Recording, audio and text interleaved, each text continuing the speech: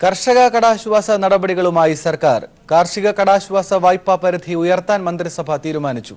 വായ്പാ പരിധി 50,000-ൽ നിന്ന് 2 ലക്ഷമായി വർദ്ധിപ്പിച്ചു. 2014 മാർച്ച് 31 വരെയുള്ള വായ്പകൾക്ക് മൊറട്ടോറിയം പ്രഖ്യാപിച്ചു. കർഷകരുടെ എല്ലാ വായ്പകൾക്കും മൊറട്ടോറിയം ബാധകമായിരിക്കും. എല്ലാ വിളകളുടെയും നഷ്ടപരിഹാര തുക ഇരട്ടിയാക്കാനും സർക്കാർ തീരുമാനിച്ചു. നവകേരള നിർമ്മാണത്തിനായി ലോകബാങ്കിൽ നിന്ന് 3500 കോടി വായ്പയെടുക്കാനും മന്ത്രിസഭയുടെ അനുമതി. കേന്ദ്ര സർക്കാരിന്റെ കർഷകദ്രോഹ നടപടിയിൽ നട്ടം തിരിയുന്ന കർഷകർക്ക് ആശ്വാസം പകരുന്ന തീരുമാനങ്ങളാണ് ഇന്നത്തെ മന്ത്രിസഭായോഗം കൈക്കൊണ്ടത്. കാർഷിക കടാശ്വാസ പരിധി 1 ലക്ഷത്തിൽ നിന്നും 2 ലക്ഷം രൂപയായി ഉയർത്താൻ തീരുമാനിച്ചതിന് പുറമെ വായ്പകൾക്കുള്ള മൊറട്ടോറിയം ഡിസംബർ 31 വരെ നീട്ടാനും തീരുമാനിച്ചു. കാർഷികേതര വായ്പകൾക്കും ഇത് ബാധകമായിരിക്കുമെന്ന് മുഖ്യമന്ത്രി പിണറായി വിജയൻ പറഞ്ഞു. നേരത്തെ പ്രഖ്യാപിച്ച മൊറട്ടോറിയം ഈ വർഷം ഡിസംബർ 31 വരെ ദീർഘിപ്പിക്കാൻ തീരുമാനിച്ചിരിക്കുകയാണ്. ഇത് കാർഷിക വായ്പക്ക് മാത്രമല്ല, കർഷകർ എടുത്തിട്ടുള്ള എല്ലാ വായ്പകൾക്കും ബാധകമായിരിക്കും. ദീർഘകാല വിളകൾക്ക് പുതുതായി അനുവദിക്കുന്ന വായ്പയുടെ പലിശ 9% വരെ മുഖ്യമന്ത്രിയുടെ ദുരിതാശ്വാസ നിധിയിൽ നിന്നും 1 വർഷത്തേക്ക് നൽകും. കാർഷിക കടാശ്വാസ കമ്മീഷന്റെ പരിധിയിൽ വാണിജ്യ ബാങ്കുകളെ കൂടി ഉൾപ്പെടുത്തുന്നത് പരിശോധിക്കാൻ കൃഷി ആസൂത്രണ വകുപ്പുകളെ ചുമതലപ്പെടുത്തിയതായും മുഖ്യമന്ത്രി പറഞ്ഞു. കാർഷിക കടാശ്വാസ കമ്മീഷന്റെ പരിധിയിൽ വാണിജ്യ ബാങ്കുകൾ ഇപ്പോൾ പെടുന്നില്ല. അപ്പോൾ വാണിജ്യ ബാങ്കുകളെ കൂടി ഉൾപ്പെടുത്തേണ്ട കാര്യമുണ്ട്. അത് പരിശോധിക്കുന്നതിന് കൃഷി ആസൂത്രണ വകുപ്പുകളെ ചുമതലപ്പെടുത്തിയിട്ടുണ്ട്. പ്രകൃതിക്ഷോഭം മൂലമുള്ള വിളനഷ്ടങ്ങൾക്കുള്ള നഷ്ടപരിഹാരം കമുക്, കൊക്കോ, കാപ്പി, കുരുമുളക്, ജാതി, ഗ്രാമ്പു എന്നീ വിളകൾക്ക് ഇരട്ടിയാക്കി. ഏലം ഹെക്ടറിന് 18,000 രൂപയിൽ നിന്നും 25,000 രൂപയാക്കി ഉയർത്തി. പ്രളയകാലത്ത് പുറമ്പോക്കിൽ വീടും സ്ഥലവും നഷ്ടപ്പെട്ടവർക്ക് അതേ പ്രദേശത്ത് 2 മുതൽ 5 സെന്റ് വരെ ഭൂമി നൽകാനും വീട് വയ്ക്കാൻ 4 ലക്ഷം രൂപ നൽകാനും ഇന്നത്തെ മന്ത്രിസഭായോഗം തീരുമാനിച്ചു. സർക്കാർ ഭൂമി ലഭിക്കാത്ത സാഹചര്യത്തിൽ ഭൂമി വാങ്ങാൻ 6 ലക്ഷം രൂപയും വീട് വയ്ക്കാൻ 4 ലക്ഷം രൂപയും നൽകും. തിരുവനന്തപുരം മണക്കാട് വില്ലേജിൽ ബണ്ട് കോളനിയിലെ 75 കുടുംബങ്ങൾക്ക് പട്ടയം നൽകാനും ഇന്നത്തെ മന്ത്രിസഭായോഗം തീരുമാനിച്ചു. Leslie John, news bureau, Thiruvananthapuram. മുന്നാക്കത്തിൽ പിന്നാക്കം നിൽക്കുന്നവരുടെ സംവരണ മാനദണ്ഡങ്ങൾ നിശ്ചയിക്കാൻ റിട്ടയർഡ് ജഡ്ജി ചെയർമാനായുള്ള കമ്മീഷനെ നിയമിക്കാൻ മന്ത്രിസഭായോഗം തീരുമാനിച്ചു. മുന്നോക്ക സമുദായത്തിലെ സാമ്പത്തികമായി പിന്നാക്കം നിൽക്കുന്നവർക്കുള്ള കമ്മീഷനെ പുനർസംഘടിപ്പിക്കാനും ഇന്ന് ചേർന്ന മന്ത്രിസഭായോഗം തീരുമാനമെടുത്തു. മുന്നാക്ക വിഭാഗത്തിൽ പാവപ്പെട്ടവർക്ക് സംവരണം ഉറപ്പുവരുത്തുന്ന തരത്തിൽ വ്യവസ്ഥകൾ ക്രമീകരിക്കാനുള്ള മാനദണ്ഡങ്ങൾ നിശ്ചയിക്കാൻ കമ്മീഷനെ നിയോഗിക്കാൻ മന്ത്രിസഭായോഗം തീരുമാനിച്ചു. റിട്ടയർഡ് ജില്ലാ ജഡ്ജി കെ ശശിധരൻ നായരും Thiruvithamkoor recruitment board chairman advocate K Rajagopalan നായരുമായിരിക്കും കമ്മീഷൻ അംഗങ്ങൾ.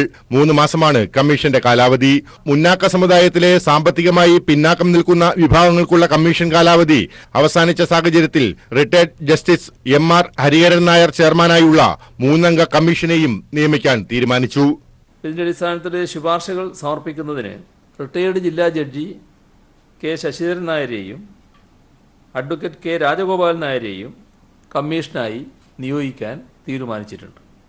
മുന്നോക്ക സമുദായങ്ങളിലെ സാമ്പത്തികമായി പിന്നോക്കം നിൽക്കുന്ന വിഭാഗങ്ങൾക്കുള്ള കമ്മീഷന്റെ കാലാവധി അവസാനിച്ചിരുന്നു. അത് പുനഃസംഘടിപ്പിക്കാനുള്ള തീരുമാനവും മന്ത്രിസഭാ യോഗം എടുക്കുകയുണ്ടായി. ഓഖി ദുരന്തബാധിതരായ മത്സ്യത്തൊഴിലാളികൾക്ക് 120 FRP ബോട്ടുകൾ വാങ്ങുന്നതിന് 7.94 കോടി രൂപ മുഖ്യമന്ത്രിയുടെ ദുരിതാശ്വാസ നിധിയിലെ ഓഖി ഫണ്ടിൽ നിന്നും നൽകാൻ തീരുമാനിച്ചു. ഒപ്പം 4 കോടി രൂപ അടങ്കൽ തുക വരുന്ന ആധുനിക സമുദ്ര ഭക്ഷ്യ സംസ്കരണ യൂണിറ്റും വിപണന ഔട്ട്ലെറ്റും ആരംഭിക്കാനും തീരുമാനിച്ചിട്ടുണ്ട്. 1964 ഭൂപതിവ് ചട്ടപ്രകാരം ലഭിച്ച ഭൂമിയിൽ നടക്കുന്ന ഖനനത്തിന് സീനിയറേജ് ബാധകമാക്കാനും മന്ത്രിസഭായോഗം തീരുമാനിച്ചു.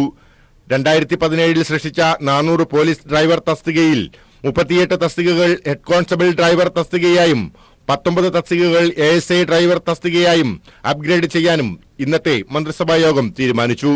News bureau, Thiruvananthapuram. പുതിയ അധ്യയന വർഷത്തെ വിദ്യാഭ്യാസ കലണ്ടറിന് അംഗീകാരം. +2 വരെയുള്ള എല്ലാ പരീക്ഷകളും ഒരേ സമയത്ത് നടത്തും. സംസ്ഥാന സ്കൂൾ കലോത്സവം ഡിസംബർ 5 മുതൽ 8 വരെ കാസർഗോഡ് നടക്കും. പുതിയ അധ്യയന വർഷം സ്കൂളുകൾ ജൂൺ 3 തുറക്കാനും QIP യോഗത്തിൽ തീരുമാനമായി.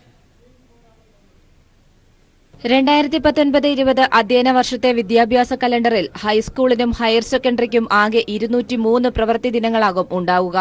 VHSEക്ക് 226 പ്രവൃത്തി ദിനങ്ങളും. ഇന്ന് ചേർന്ന ക്വാളിറ്റി ഇംപ്രൂവ്മെന്റ് പ്രോഗ്രാം യോഗത്തിന്റേതാണ് ശുപാർശ. SSLC, ഹൈസ്കൂൾ, ഹയർ സെക്കൻഡറി പരീക്ഷകൾ എല്ലാം തന്നെ ഒരുമിച്ച് നടത്തും. വാർഷിക പരീക്ഷകൾ മാർച്ച് 16 മുതൽ 30 വരെയായിട്ടായിരിക്കും നടത്തുക. ഒന്നാം പാദ വാർഷിക പരീക്ഷ ഓഗസ്റ്റ് 27 മുതൽ സെപ്റ്റംബർ 5 വരെയും രണ്ടാം പാദ വാർഷിക പരീക്ഷകൾ ഡിസംബർ 11 മുതൽ 20 വരെയായിട്ടും നടത്താനാണ് തീരുമാനം. SSLC മോഡൽ പരീക്ഷ ഫെബ്രുവരി 20 മുതൽ 28 വരെയായി നടത്തും. സംസ്ഥാന സ്കൂൾ കലോത്സവം ഡിസംബർ 5 മുതൽ 8 വരെ കാസർഗോഡ് വെച്ച് നടത്തും. സബ് ജില്ലാ കലോത്സവങ്ങൾ 2 ദിവസമായി നിജപ്പെടുത്താനും ശുപാർശയുണ്ട്. അത് വെള്ളി, ശനി ദിവസങ്ങളിലായിട്ടാകും നടത്തുക.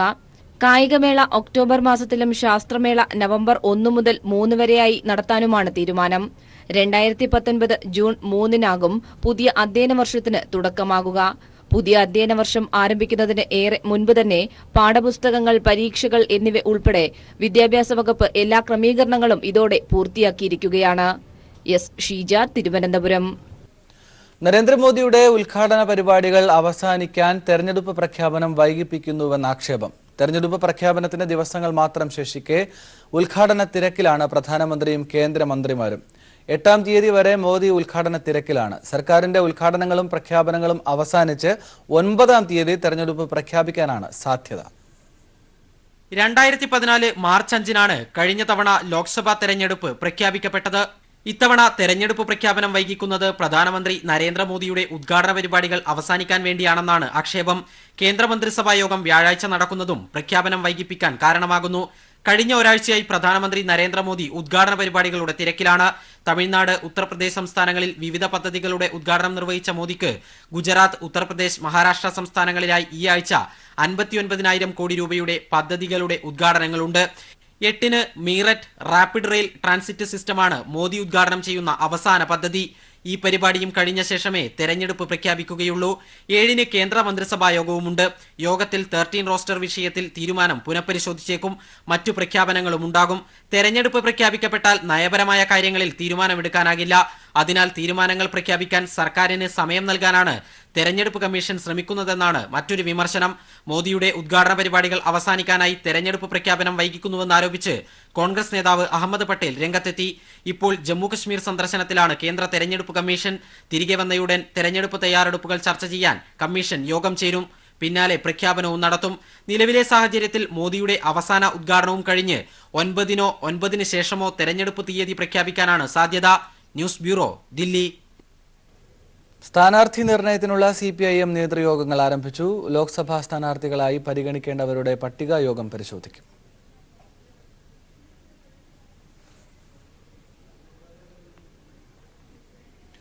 റഫേൽ വിമാനങ്ങൾ ലഭിക്കുന്നത് വൈകിച്ചതിന് കാരണം BJP എന്ന് മുൻ പ്രതിരോധ മന്ത്രിയും കോൺഗ്രസ് നേതാവുമായ AK ആന്റണി.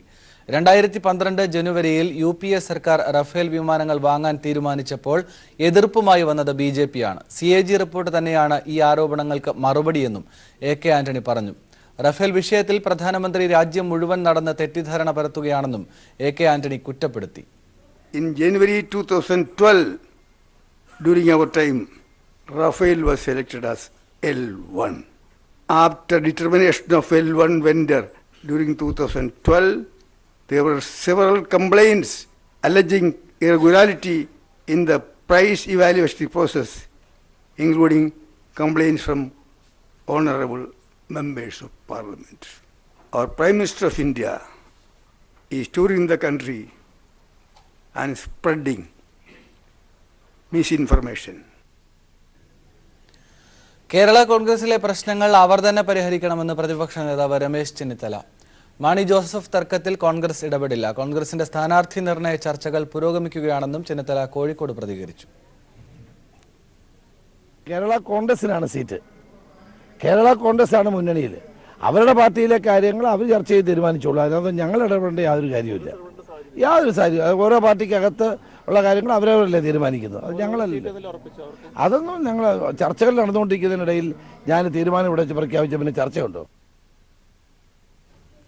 കേരള കോൺഗ്രസുമായുള്ള കോൺഗ്രസ് നേതൃത്വത്തിന്റെ 3-ാം വട്ട ചർച്ച വൈകിട്ട് ആലുവയിൽ നടക്കും. 2 സീറ്റ് വിട്ടുകിട്ടണമെന്ന ഉറച്ച നിലപാടിൽ തന്നെയാണ് കേരള കോൺഗ്രസെങ്കിലും കോൺഗ്രസ് വിട്ടുവീഴ്ചയ്ക്ക് തയ്യാറാകില്ല.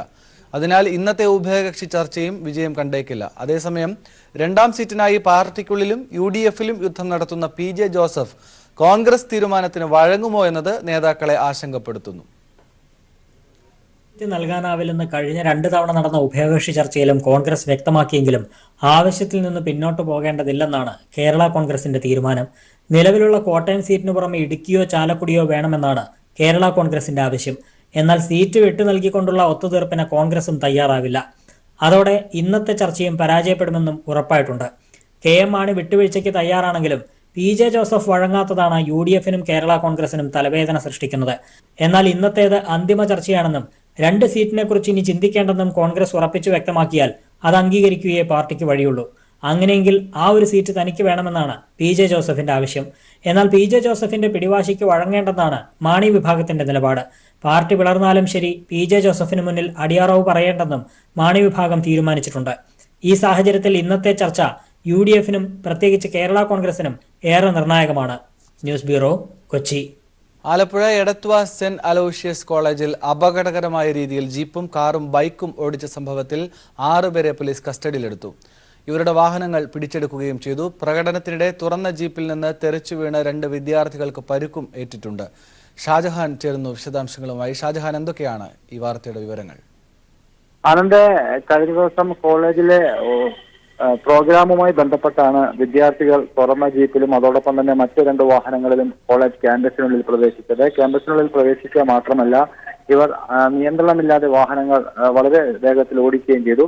ഇതിനിടയിലാണ് 2 വിദ്യാർത്ഥികൾ ജീപ്പിനുള്ളിൽ നിന്ന് താഴെ വീഴുകയും അവർക്ക് പരിക്കേൽക്കുകയും ചെയ്തത്. ഈ സംഭവത്തെക്കുറിച്ച് ഉടൻ തന്നെ പ്രിൻസിപ്പാൾ അന്വേഷിക്കുകയും അതിനുശേഷം പോലീസിൽ പരാതി നൽകുകയും ചെയ്തു. ഇത്തരത്തിൽ പരാതി നൽകിയതിന്റെ അടിസ്ഥാനത്തിലാണ് സംഭവവുമായി ബന്ധപ്പെട്ട് 6 പേരെ ഇന്ന് എടത്വ പോലീസ് കസ്റ്റഡിയിലെത്തിയിരിക്കുന്നത്. മാത്രവുമല്ല, ഈ കുട്ടികൾക്കെതിരെ നടപടി സ്വീകരിക്കുമെന്നും പോലീസ് പറയുന്നുണ്ട്. അതോടൊപ്പം തന്നെ ഇവർ ഉപയോഗിച്ച വാഹനവും പോലീസ് കസ്റ്റഡിയിലെടുത്തിട്ടുണ്ട്. ഈ വിദ്യാർത്ഥികളെ ഇപ്പോൾ എടത്വ പോലീസ് ചോദ്യം ചെയ്തു വരുവാണ്. ഈ സംഭവവുമായി ബന്ധപ്പെട്ട് വാഹനം ഓടിച്ചതിനും അതോടൊപ്പം തന്നെ ക്യാമ്പസിനുള്ളിൽ പ്രവേശിച്ചതിനുമൊക്കെ തന്നെ ശക്തമായ നടപടി സ്വീകരിക്കണമെന്നുള്ള പ്രിൻസിപ്പാളിന്റെ നിർദ്ദേശവും പോലീസിന് ലഭിച്ചിട്ടുണ്ട്. ഇതിന്റെ അടിസ്ഥാനത്തിലാണ് ഈ 6 പേരെ ഇപ്പോൾ കസ്റ്റഡിയിൽ എടുത്തിരിക്കുന്നത്. അവരുടെ വാഹനവും പോലീസ് കസ്റ്റഡി എടുത്തിട്ടുണ്ട്. ശരി ഷാജഹാൻ, വ്യക്തമാണ് വിശദാംശങ്ങൾ. കൊല്ലത്ത് RSS പ്രവർത്തകർ വീട്ടമ്മയെ ആക്രമിച്ച് വസ്ത്രം വലിച്ചുകീറി. തടയാൻ ശ്രമിച്ച ഭർത്താവിനെയും മക്കളെയും മാരകായുധങ്ങൾ കൊണ്ട് പരുക്കേൽപ്പിച്ചു. കൊല്ലം മനയിൽകുളങ്ങരയിൽ ഇന്നലെ രാത്രി 10:30ഓടെയാണ് സംഭവം. രഞ്ജുവിന്റെ വീട്ടിലെ വേലി വണ്ടി കൊണ്ടിടിച്ച് പൊളിച്ചതിനെ ചോദ്യം ചെയ്തതിനെ തുടർന്നാണ് 9 പേർ ഉൾപ്പെട്ട RSS പ്രവർത്തകർ വീട് കയറി ആക്രമിച്ചത്. തടയാൻ ശ്രമിച്ച ശ്രീദേവിയെ ചവിട്ടി വീഴ്ത്തുകയും ഉടുവസ്ത്രം വലിച്ചു കീറുകയും ചെയ്തു.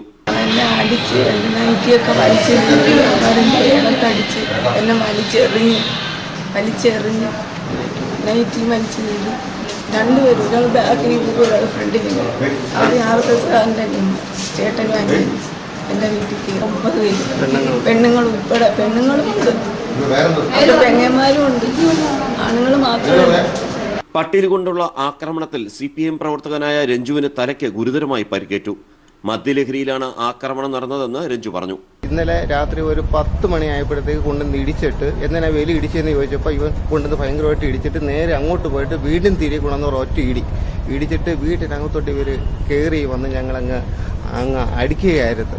എന്നെ പട്ടിയിൽ കഷ്ണം കൊണ്ടുവന്ന് തലക്കടിച്ച് 2 പേരെ എന്നെ അടിച്ചത്.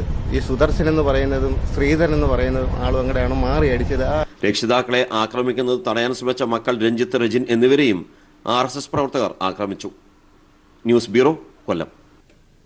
കൊച്ചി ബ്യൂട്ടി പാർലർ വെടിവെപ്പ് കേസിൽ ആദ്യഘട്ട കുറ്റപത്രം സമർപ്പിച്ചു. അധോലോക കുറ്റവാളി രവി പൂജാരിയെ മുഖ്യപ്രതിയാക്കിയാണ് 200 പേജുള്ള കുറ്റപത്രം തയ്യാറാക്കിയിട്ടുള്ളത്. ഭീഷണിപ്പെടുത്തി പണം തട്ടാനുള്ള ശ്രമത്തിന്റെ ഭാഗമായിരുന്നു വെടിവെപ്പെന്ന് എറണാകുളം ACJM കോടതിയിൽ സമർപ്പിച്ച കുറ്റപത്രത്തിൽ പറയുന്നു. കേസിലെ മറ്റ് പ്രതികളെ പിടികൂടുന്ന മുറയ്ക്ക് അനുബന്ധ കുറ്റപത്രവും സമർപ്പിക്കും. 200ഓളം പേജുള്ള ആദ്യഘട്ട കുറ്റപത്രമാണ് ക്രൈംബ്രാഞ്ച് DYSP ജോസി ചെറിയന്റെ നേതൃത്വത്തിലുള്ള അന്വേഷണ സംഘം എറണാകുളം ACJM കോടതിയിൽ സമർപ്പിച്ചത്. അധോലോക കുറ്റവാളി രവി പൂജാരിയെ മുഖ്യപ്രതിയാക്കിയാണ് കുറ്റപത്രം. കേസിന്റെ തുടരന്വേഷണത്തിൽ മറ്റ് പ്രതികളെ കൂടി ഉൾപ്പെടുത്തി പിന്നീട് അനുബന്ധ കുറ്റപത്രം സമർപ്പിക്കും. നടി ലീന മരിയ പോളിന്റെ കടവന്ത്രയിലെ ബ്യൂട്ടി പാർലർ നേരെ വെടിയുതിർത്ത സംഭവത്തിന്റെ മുഖ്യ സൂത്രധാരൻ രവി പൂജാരിയാണെന്ന് കുറ്റപത്രത്തിൽ പറയുന്നു. മുഖംമൂടി ധരിച്ച് ബൈക്കിലെത്തിയ യുവാക്കൾ ബ്യൂട്ടി പാർലർ നേരെ വെടിവെച്ചത് ലീന മരിയ പോളിനെ ഭീഷണിപ്പെടുത്താനായിരുന്നു. ഇത്തരത്തിൽ ഭീഷണിപ്പെടുത്തി പണം തട്ടാനായിരുന്നു പൂജാരിയുടെ ശ്രമം. ഇയാൾക്കെതിരെ ഗൂഢാലോചന കുറ്റം ഉൾപ്പെടെ ചുമത്തിയിട്ടുണ്ട്. 25 കോടി രൂപ ആവശ്യപ്പെട്ട് രവി പൂജാരി തന്നെ ഭീഷണിപ്പെടുത്തിയതായി ലീന മരിയപ്പോൾ അന്വേഷണ സംഘത്തിന് മൊഴി നൽകിയിട്ടുണ്ട്. കഴിഞ്ഞ ഡിസംബർ 15-നാണ് കടവന്ത്രയിലെ ബ്യൂട്ടി പാർലറിനെ വെടിയുതിർത്ത ശേഷം 2 യുവാക്കൾ കടന്നു കളഞ്ഞത്. ഇവരെ ഇതുവരെ പിടികൂടാൻ കഴിഞ്ഞിട്ടില്ല. രവി പൂജാരിയുടെ പേരെഴുതിയ കുറിപ്പ് സംഭവസ്ഥലത്ത് നിന്നും കണ്ടെടുത്തിരുന്നു. ആഫ്രിക്കയിലെ സെനഗലിൽ അറസ്റ്റിലായ രവി പൂജാരിയെ ഇന്ത്യയിലേക്ക് എത്തിക്കുന്നത് സംബന്ധിച്ച് ഇതുവരെയും തീരുമാനമായിട്ടില്ല. ഈ സാഹചര്യത്തിലാണ് ക്രൈംബ്രാഞ്ച് കുറ്റപത്രം സമർപ്പിച്ചത്. ഇതിനിടെ 2010-ലും 2013-ലും കാസർഗോട്ടും സമാനമായ രീതിയിൽ വെടിയുതിർത്തായി കണ്ടെത്തിയിട്ടുണ്ട്. കരാറുകാരനായ MD മുഹമ്മദിന്റെ വീടിന് നേരെയാണ് മുഖംമൂടി അണിഞ്ഞെത്തിയ സംഘം വെടിയുതിർത്തത്. 50 കോടി രൂപ ആവശ്യപ്പെട്ടായിരുന്നു രവി പൂജാരിയുടെ ഭീഷണി. ഈ കേസിൽ ഉൾപ്പെട്ട പ്രതികൾക്ക് കൊച്ചിയിലെ സംഭവവുമായി ബന്ധമുണ്ടോ എന്നും ക്രൈംബ്രാഞ്ച് അന്വേഷിക്കുന്നുണ്ട്. News bureau, Kochi. തുടർച്ചയായ 6-ാം ദിവസവും രാജ്യത്ത് പെട്രോൾ ഡീസൽ വില വർദ്ധിക്കുന്നു. ഇന്നും പെട്രോൾ ലിറ്ററിന് 7 പൈസയും ഡീസൽ 10 പൈസയും വർദ്ധിച്ചു. മുംബൈയിൽ പെട്രോൾ വില 78 രൂപയായി, ഡീസൽ വിലയും 70 കടന്നു. കുറച്ചു ദിവസത്തെ ഇടവേളയ്ക്ക് ശേഷം ഇന്ധനവില അനുദിനം രാജ്യത്ത് വർദ്ധിച്ചു തുടങ്ങിയിരിക്കുന്നു. രാജ്യ തലസ്ഥാനമായ ദില്ലിയിൽ പെട്രോൾ വില ലിറ്ററിന് 72 രൂപ 24 പൈസയായി. ഇന്നലെ 72 രൂപ 17 പൈസ. കൽക്കത്തയിൽ 72 രൂപ 26 പൈസയുണ്ടെന്ന പെട്രോൾ 7 പൈസയിലേറെ വർദ്ധിച്ച് 74 രൂപ 33 പൈസയിലെത്തി. ഉയർന്ന സംസ്ഥാന നികുതിയുള്ള മുംബൈയിൽ പെട്രോൾ ലിറ്ററിന് 77 രൂപ 87 പൈസയായി. ഡീസൽ വിലയും മഹാരാഷ്ട്രയിൽ 70 കടന്നു. 6 ദിവസം മുമ്പാണ് ഇന്ധനവില വർദ്ധിച്ചു തുടങ്ങിയത്. കേരളത്തിലും പെട്രോൾ ഡീസൽ വില കുതിച്ചു കയറുന്നു. തിരുവനന്തപുരത്ത് 75 രൂപ 55 പൈസയാണ് ഇന്നത്തെ പെട്രോൾ വില. ഡീസലിനാകട്ടെ 72 രൂപ 70 പൈസയും. കൊച്ചിയിൽ പെട്രോൾ 74 രൂപ 24 പൈസയും ഡീസൽ 71 രൂപ 32 പൈസയിലുമെത്തി. അന്താരാഷ്ട്ര വിപണിയിൽ ക്രൂഡ് ഓയിൽ വില ഉയരുന്നതാണ് ഇന്ധനവില വർദ്ധിക്കാൻ കാരണമാകുന്നതെന്ന പതിവ് മറുപടിയാണ് പൊതുമേഖലാ എണ്ണ കമ്പനി വൃത്തങ്ങൾ നൽകുന്നത്. News bureau, Delhi. സമുദ്ര അതിർത്തികളിലൂടെ രാജ്യത്ത് ആക്രമണം നടത്താനും തീവ്രവാദികൾ പരിശീലിക്കുന്നതായി നേവി ചീഫ് സുനിൽ ലാംബെ. കശ്മീരിലുണ്ടായ പ്രശ്നങ്ങൾ അതീവ ഗൗരവത്തോടെയാണ് സൈന്യം കാണുന്നതെന്നും നേവി തലവൻ പറഞ്ഞു. കശ്മീരിലെ ട്രാലിൽ സൈന്യവും തീവ്രവാദികളും ഏറ്റുമുട്ടി 2 തീവ്രവാദികളെ കൊലപ്പെടുത്തി. അതേസമയം വ്യോമാക്രമണത്തെ തുടർന്ന് ജയ്ഷെ മുഹമ്മദിന്റെ ബലാക്കോട്ടിലെ മദ്രസയിൽ നിന്ന് ആളുകളെ മാറ്റിയതായി പ്രദേശവാസികൾ പറഞ്ഞതായി ഒരു ഇംഗ്ലീഷ് ദിനപത്രം റിപ്പോർട്ട് ചെയ്തു. കരമാർഗവും വ്യോമമാർഗവും ഇന്ത്യൻ അതിർത്തികളിലേക്കുള്ള തീവ്രവാദികളുടെയും പാക് സൈന്യത്തിന്റെയും പ്രകോപനം തുടരുന്നതിനിടയിലാണ് സമുദ്രമേഖലയിലൂടെയും പ്രശ്നം സൃഷ്ടിക്കാൻ ശ്രമം നടക്കുന്നതായി നേവി തലവൻ വ്യക്തമാക്കുന്നത്. ഇന്ത്യ പസഫിക് സമുദ്രമേഖലയിൽ ചില രാജ്യങ്ങളുടെ സഹായത്തോടെയുള്ള തീവ്രവാദാക്രമങ്ങൾ വർദ്ധിച്ചിട്ടുണ്ട്. പല രീതിയിൽ അക്രമം നടത്താനുള്ള പരിശീലനം തീവ്രവാദികൾക്ക് ലഭിക്കുന്നതായി വിവരം ലഭിച്ചിട്ടുണ്ടെന്നും സുനിൽ ലാംബെ പറഞ്ഞു. ഗൗരവത്തോടെയാണ് സൈന്യം ഇതിനെ കാണുന്നത്. അതേസമയം ഇന്ത്യ നടത്തിയ വ്യോമാക്രമണം സ്ഥിരീകരിക്കുന്ന വിവരങ്ങൾ ബലാക്കോട്ടിൽ നിന്ന് ലഭിച്ചതായി ഒരു ഇംഗ്ലീഷ് ദിനപത്രം റിപ്പോർട്ട് ചെയ്യുന്നു. ജയ്ഷെ മുഹമ്മദിന്റെ നേതൃത്വത്തിൽ പ്രവർത്തിക്കുന്ന മദ്രസയിലെ താമസക്കാരെ വ്യോമാക്രമണ സമയത്ത് പാക് സൈന്യം മറ്റൊരു സ്ഥലത്തേക്ക് മാറ്റിയെന്ന് താമസക്കാരിൽ ഒരാളുടെ ബന്ധു പറഞ്ഞെന്നാണ് റിപ്പോർട്ട്. അതേസമയം അതിർത്തിയിൽ തീവ്രവാദികളും പാക് പട്ടാളവും പ്രകോപനം തുടരുന്നു. ട്രാലിൽ തീവ്രവാദികളും സൈന്യവും നടത്തിയ ആക്രമണത്തിൽ 2 തീവ്രവാദികളെ സൈന്യം കൊലപ്പെടുത്തി. ഒരു പ്രദേശവാസിക്കും പരിക്കുണ്ട്. News bureau, Delhi. Ethnic fashion രംഗത്തെ കൊച്ചിയിലെ പ്രമുഖ വിൽപ്പന കേന്ദ്രമായ ബൈ ഹാൻഡിന്റെ സേവനം ഇനി ഓൺലൈനിലും ലഭിക്കും. ബൈ ഹാൻഡ് ഷോറൂമുകളിലെ മുഴുവൻ ഉൽപ്പന്നങ്ങളും ബൈ ഹാൻഡിന്റെ വെബ്സൈറ്റ് വഴി ഓൺലൈനായി ഉപഭോക്താക്കൾക്ക് വാങ്ങാം. ചലച്ചിത്ര താരം ആശ അരവിന്ദ് വെബ്സൈറ്റിന്റെ പ്രകാശനം നിർവഹിച്ചു. എത്നിക് വസ്ത്രങ്ങൾ, ഹോം ഡെക്കോർ, കരകൗശല ഉൽപ്പന്നങ്ങൾ എന്നിവയുടെ വേറിട്ട ശേഖരമാണ് ബൈ ഹാൻഡിൽ ഒരുക്കിയിട്ടുള്ളത്. വെബ്സൈറ്റ് ലോഞ്ചിന്റെ ഭാഗമായി ഫാഷൻ ഷോയും സംഘടിപ്പിച്ചു.